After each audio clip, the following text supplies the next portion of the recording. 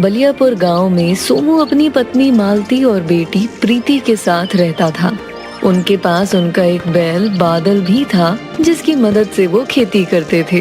लो और खाओ, जी भर कर खाओ। आखिर तुम ही हो जिसकी वजह से आज हम लोग 2 वक्त का खाना खा पाते हैं। खाओ मेरे बच्चे। सोमू बादल को अपने बच्चे की तरह प्यार दुलार किया करता था। दोपहर में सोनू अपनी बीवी से, अरे ओ भाग्यवान, सुनती हो? जी हाँ आई। क्या हुआ? मैं बादल को नहलाने तालाब पर लेकर जा रहा हूँ और आते वक्त खेत से होता आऊंगा कि फसल कैसी हो रखी है। ठीक है? ठीक है, ठीक है। आपको तो बस अपने बादल के साथ समय बिताने का बहाना चाहिए। उसके बाद सोमू बादल को लेकर तालाब पर जाता है और उसे बड़ी अच्छी तरह से नहलाता है। मेरा सुखी परिवार जिसका है आधार, तू मेरे बादल यार, हाँ तू मेरे बादल यार। बादल बूढ़ा होने के बावजूद सोमू के साथ मस्ती में झूमता रहता है। उसके बाद सोमू बादल को लेकर खेतों में से होता हुआ घर आ रहा था। तभी रास्ते में उसे गांव का एक आदमी मिलता है। अरे सोमू भाई, क्या बात है भाई? बुढ़ापे में भी बादल की चमक तो बढ़ती जा रही है। इस बार की प्रतियोगिता की तैयारी हो रही क्या है? अरे कैसी बातें करते हो भाई। वो वक्त गया जब बादल के सामने कोई बैल टिकता नहीं था, लेकिन अब मेरा बादल बूढ़ा हो चुका है। मैं उसे प्रतियोगिता में नहीं भाई, ऐसा नहीं है सोमू भाई। बादल में अभी भी कोई कमी नहीं है। हाँ, बाकी देख लो, तुम्हारा अपना विचार है। सुझाव के लिए धन्यवाद भाई। माफ करना, देरी हो रही है, मैं चलता हूँ। अगली सुबह सोमू शहर जा रहा था। तभी उसकी पत्नी ने उसे रोका। सुनिए जी, मैं कह रही थी कि आप जाते जाते बादल को भी ले जाइए। मैं इतनी गर्मी में बादल को ले जाकर क्या करूँगा? बेचारा परेशान होगा। देखिए, अब बादल बूढ़ा हो गया है और ये हमारे किसी काम का नहीं। अब ये खेतों में काम नहीं कर सकता है। तुम पागल हो गई हो क्या? कैसी कैसी बातें कर रही हो? मैं सही कह रही हूँ। हम अपने खर्चे की पूर्ति ही जैसे तैसे कर पाते हैं। अब बादल का खर्चा बिना कमाए कैसे उठाएंगे? तुम जानती भी हो कि बादल ने कितनी खराब परिस्थिति में हमारा काम किया है। आप मेरी बात मानिए और इस बूढ़े बैल को बाजार में कसाई के यहाँ बेच आइए, क्योंकि अब हम इस बैल को नहीं पाल पाएंगे। हमने बैल को कभी नहीं पाला, बल्कि बैल ने सदा से हमारा परिवार पाला है। मुझे बैल से कोई परेशानी नहीं है, लेकिन मैं भी हमारी हालत को ध्यान में रखकर बोल रही हूँ। मैं आज नए बैलों की जोड़ी ले जाऊंगा, लेकिन बादल इस घर से कहीं नहीं जाएगा। मैं भी बादल से प्यार करती हूँ, लेकिन मजबूरी के हालात देखकर मैं बहक गई थी। कोई बात नहीं, मैं अब शहर जा रहा हूँ। सोमू शहर में गया और उसने देखा कि वहाँ कुछ किसान पशुओं को बेच और खरीद रहे हैं।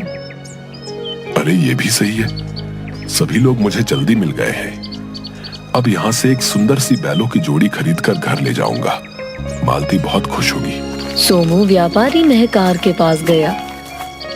आइए आइए सोमू, और क्या हाल है?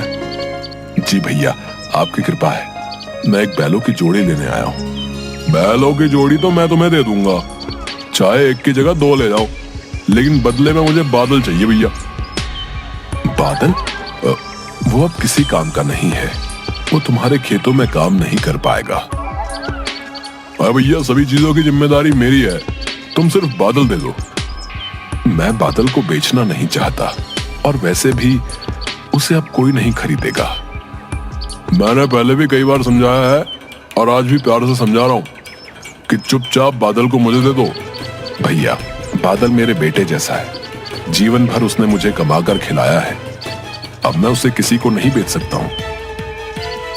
मैं तुमसे अपने खेत वापस ले लूंगा, फिर तुम क्या करोगे? मजदूरी के लिए यहाँ वहां भटकोगे, लेकिन पूरे गांव में सभी मेरी बात मानते हैं। मेरे मना करने के बाद कोई तुमको काम भी नहीं देगा।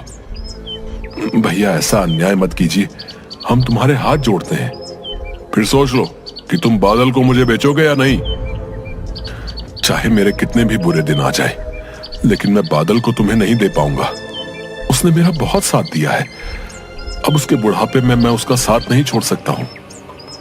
ठीक है, फिर तुम याद रखना कि तुम्हें बादल को ना बेचने की भारी कीमत चुकानी पड़ेगी, समझे? मैं बादल के लिए कुछ भी कीमत चुकाने के लिए तैयार हूँ, लेकिन तुम याद रखना कि तुम किसी गरीब के साथ ये अच्छा नहीं कर रहे हो। सोमू बिना बैल खरीदे ही वापस घर की ओर निकल गया। वहाँ उपस्थित एक अन्य व्यापारी ने महकार से पूछा, महकार भाई, सोमू का बैल बूढ़ा हो चुका है, तुम उसको खरीदने पर क्यों तुले हो? तुम नहीं जानते कि उस बैल में क्या है? मैं उस बैल को खरीद कर बैलों की दौड़ प्रतियोगिता में दौड़ाना चाहता हूँ। मैं कुछ समझा नहीं, वो बूढ़ा बैल कैसे दौड़ पाएगा? और अगर ऐसा होता तो फिर सोमू भी उसे दौड़ा सकता था। सोमू ने बहुत कोशिश की, लेकिन मैंने उसे हर बार प्रतियोगिता में हिस्सा लेने से रुकवा दिया है, और अब उसको खुद ही बादल पर भरोसा नहीं है, जबकि मुझे उस पर पूरा भरोसा है। अब आगे क्या करोगे? 2 दिन बाद बैलों की दौड़ प्रतियोगिता है। बादल बहुत सुंदर है, आधे से ज्यादा लोग तो उसकी सुंदरता पर ही पैसे लगा देंगे। मैं एक दिन में बहुत सारे पैसे कमा लूंगा, और फिर ये संख्या बढ़ती जाएगी, क्योंकि मैं आखिर तक पैसे कमाऊंगा।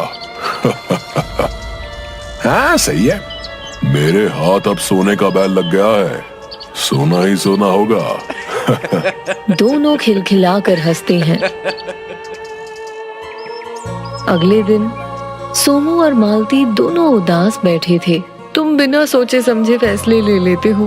मैंने पहले ही कहा था कि इसको बेच दो। ये हमारा भाग्य है कि कोई स्वयं चलकर इस बूढ़े बैल को खरीदने आ रहा है। अब तुम भी मेरी बात नहीं समझ रही हो। मैं सारी बात समझती हूँ।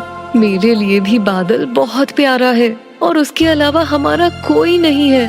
लेकिन महकार बहुत खतरनाक व्यक्ति है, हम उसका सामना कभी नहीं कर पाएंगे। हाँ, मैं भी यही सोच रहा हूँ। महकार जो बोलता है वो करता है। अब वो बादल को हमारे साथ नहीं रहने देगा।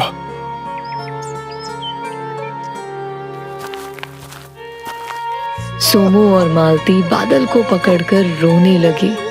सोमू उसको पकड़कर चूमता है और फिर रोता है। वो दुष्ट तुम्हें लेने आता होगा। मैं तुम्हें नहीं बचा पा रहा हूँ मेरे बच्चे। मैंने बहुत कोशिश की, लेकिन इस दुष्ट से तुमको नहीं बचा पाया, क्योंकि उसके सामने मैं कमजोर हो गया। हमें क्षमा कर देना बादल।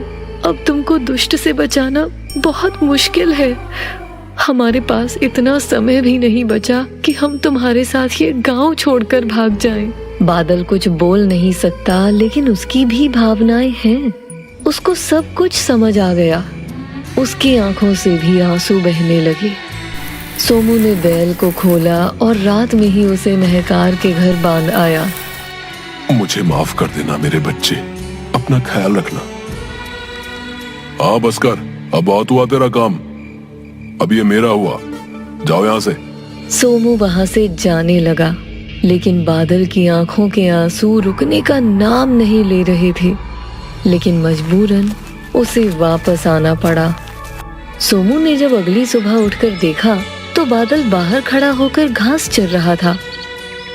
अरे बादल, मेरे बच्चे, तू आ गया। ये सच्चा प्रेम है, ये निस्वार्थ प्रेम है। मेरा बादल वापस आ गया। सोमू बादल से जाकर लिपट गया। तभी उसने देखा कि बादल के पैर में चोट लगी है। बादल मेरे बच्चे, तुझे ये चोट कैसे लग गई? जरूर ये दुष्ट महकार का ही कारनामा है। उसने ही तुझे मारा होगा। महकार के कारण सोमू और मालती की जिंदगी में सब कुछ खत्म हो गया था। अब उनके घर में रोटी भी नहीं बची थी। अब तो घर में खाने को कुछ भी नहीं बचा है। अब हम क्या करें? मेरी समझ से सब बाहर हो रहा है मालती। तभी बादल उन दोनों को परेशान देखकर अपनी जगह से चलकर पास ही रखी बैलगाड़ी के पीछे के हिस्से के पास जाकर खड़ा हो गया और अपने सींगों से उसे उठाने की कोशिश करने लगा। ये सब देखकर सोमू और मालती रोने लगे। मजबूरी में सोमू ने बादल को बैलगाड़ी से जोड़ा और दिन भर सामान ढोने का काम किया। आज हमारे बुरे समय में बादल ही काम आ रहा है। मैं बादल से बिल्कुल भी इतना ज्यादा काम नहीं लेना चाहता था, लेकिन आज बादल ने बेटे से बढ़कर फर्ज निभाया है। उसने टूटी टांग से भी हमारे लिए रोटी कमाई है। सोमू और मालती दोनों की आंखों से झरझर आंसू बहने लगे। तभी वहां महकार आ गया। अब मुझे ही इस बादल को लेने आना पड़ा। इसकी टांग तोड़ने के बाद भी ये नहीं माना। मैं तुम्हारे आगे हाथ जोड़ती हूँ, मेरे बच्चे को मत लेकर जाओ। हाँ, बादल को छोड़ दो। इसके बदले हम जीवन भर के लिए तुम्हारे गुलाम हो जाएंगे। आज प्रतियोगिता है, मैंने बादल का नाम लिखवा दिया है और अब बादल मेरा है। मैं इसके लिए तुम्हें अब एक भी पैसा नहीं दूंगा। तुम मुझे मार दो और बादल को ले जाओ, क्योंकि मैं अपने जीते जी बादल को नहीं ले जाने दूंगा। देखो, मुझे बहुत देर हो रही है, इसलिए जाने दो, नहीं तो अच्छा नहीं होगा। मैं सच में तुम्हें मार दूंगा। महकार ने सोमू को धक्का मारा और बादल के गले में बंधी रस्सी को हाथ में फंसाकर चलने लगा। सोमू और मालती दोनों जोर जोर से रो रहे थे। बादल भी आगे कदम नहीं बढ़ा रहा था। महकार उसे जबरदस्ती अपनी ओर खींचकर आगे ले जाना चाहता था। मुझे जल्दी से प्रतियोगिता में पहुंचना है और एक तू है कि चल ही नहीं रहा। बादल को बहुत क्रोध आया। वो बहुत तेज दौड़ने लगा। महकार का हाथ उसकी रस्सी में फंस चुका था, इसलिए महकार को भी उसके पीछे दौड़ना पड़ा। लेकिन ज्यादा दूर तक वो दौड़ नहीं पाया और नीचे गिर गया। लेकिन बादल नहीं रुका। उसने महकार को पूरे गांव में जमीन पर खदेड़ा। बादल, रुक जा मेरे बच्चे, वो मर जाएगा, रुक जा। गांव के सभी लोग ये देख रहे थे और कुछ देर में ही महकार की तड़प तड़प कर मौत हो गई। सोमू और मालती भी वहां पहुंचे। बादल, तुझे ये नहीं करना चाहिए था, ये तूने गलत किया। बादल ने जो आज किया वो उसकी मजबूरी बन गई थी। बादल दोनों के पैरों से लिपट गया। मालती और सोमू ने भी उसको गले से पकड़ लिया और तीनों का प्रेम अश्रु बनकर बह गया। बुरे काम का नतीजा बुरा ही होता है।